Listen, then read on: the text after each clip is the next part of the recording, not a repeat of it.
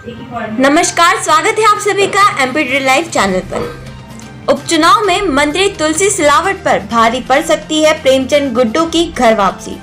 2 वर्ष पूर्व कांग्रेस छोड़ भाजपा में शामिल हुए प्रेमचंद गुड्डू का अब भाजपा से मोह भंग हो गया। उन्होंने आज पूर्व मुख्यमंत्री कमलनाथ से मिलकर कांग्रेस में घर वापसी कर ली। बताया जा रहा है कि गुड्डू सांवेर विधानसभा में मंत्री तुलसी सिलावट के सामने उपचुनाव लड़ सकते हैं। पत्रकार वार्ता में पत्रकारों ने उनसे कांग्रेस छोड़ने और कांग्रेस में शामिल होने का कारण पूछा तो उन्होंने सिंधिया से खुद को प्रताड़ित बताया है।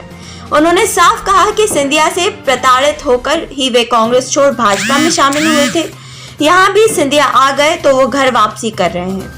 हालांकि दल बदलने का आरोप गुड्डू पर भी है। कुछ भी हो, प्रेमचंद गुड्डू की घर वापसी से सांवेर उपचुनाव सुर्खियों में रहेगा और मंत्री तुलसी सिलावट की राह मुश्किलें करने वाली होगी।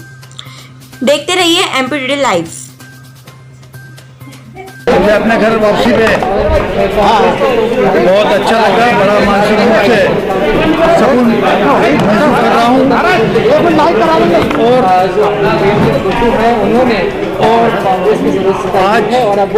ये तय किया हम लोगों ने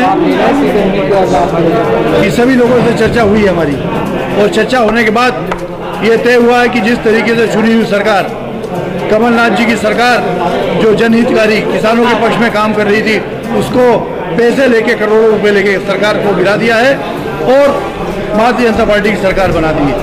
ये 24 सीटों पे ही हम लोग आगामी योजनाएं 24 सीटों पे ही हम इनके गद्दारों को हराने का काम करेंगे। ये पार्टी जहाँ जहाँ जिम्मेदारी देगी उन सब जिम्मेदारियों का निर्वहन हम लोग करेंगे। और ऐसे कौन से वो कार्ड है जिसकी वजह से आपको पार्टी को छोड़ना पड़ा? सिंधिया जी लगातार मुझे प्रतिताड़ित करते रहे, ज्योतिराव सिंधिया, और पार्टी के अंदर भी रह के जिस तरीके से महारानी लक्ष्मीबाई की प्रतिमा का अनावरण इंदौर में वसुंधरा राजे सिंधिया करने आई थी, उस टाइम पे भी मैंने विरोध किया था। तमाम सारे फ्रीडम फाइटर हमारे साथ थे कि हम माफ़ी मांगो, यदि आपने कुछ गलती कर दी है, अपने पूर्वजों ने गलती कर दी है। हम ये नहीं, इसका विरोध नहीं कर रहे थे कि मूर्ति अनावरण नहीं करें, लेकिन हमने पूर्वजों की गलती सुधारो, आप लोग माफ़ी मांगो। उसके बाद लगातार जब सिंधिया जी पार्टी के अध्यक्ष बने, सांसद बने, तो उसके बाद मुझे लगातार उनकी प्रतिताड़ना झेलती रही। व्यक्तिगत रूप से मेरे को बोले कि आप ठीक नहीं कर रहे हो। मैंने उनसे उस समय बोला था कि यदि अपने पूर्वजों ने कोई गलती कर दी है, उस गलती को आप सुधारो और झांसी की रानी वाले मामले में आप लोग माफ़ी मांगो और लोगों के बीच में जाओ। सांवेर सीट से आपकी दावेदारी होगी? मेरी कहीं से दावेदारी नहीं है।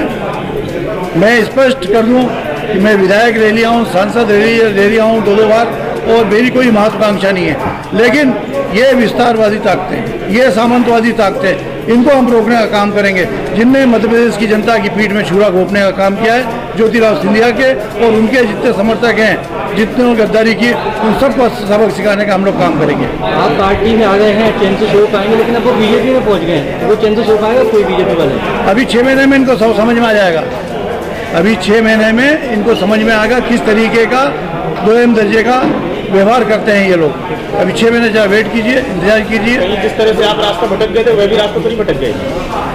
अब वो तो रास्ता जानबूझ के, जो पूरी मीडिया में है, आपको मालूम है, पैसे लिए लेन देन हुआ, करोड़ों का लेन देन हुआ है, और लेन देन करके जो लोग बिके हैं, रास्ता भटकना उसको नहीं कहते हैं। लेन देन हुआ है, करोड़ों रुपए लेके उनने सरकार गिराई है और मंत्री पद पे आसीन हुए हैं। पार्टी ने मंत्री तक बनाया कार्यकर्ताओं को, सिंधिया को भी केंद्रीय मंत्री तक बनाया, तो भी केवल अपनी मनमानी करने के लिए पार्टी के साथ हर्ष करना, सरकार गिरा देना? नहीं, मैं तो मेरा ये कहना है कि सिंधिया, जो ज्योतिराव सिंधिया मेरे से भी जूनियर हैं। मैं 98 में MLA हो गया था। वो चूँकि माधवराव जी एक्सीडेंट में शांत हो गए तो उनको मौका मिला 1-2 में, तो मेरी सीनियरिटी के हिसाब से मैं नहीं मानता हूँ कि वो कहीं भी इस योग्य हैं। जो कांग्रेस पार्टी ने इतना सम्मान दिया उनको, उसके सम्मान के खिलाफ इतने बार मंत्री बनाया, इतने कम समय में मंत्री बनाया, और तमाम सारी, तो वो भी कहीं ना कहीं कोई ना कोई लालच में यहाँ से गए हैं।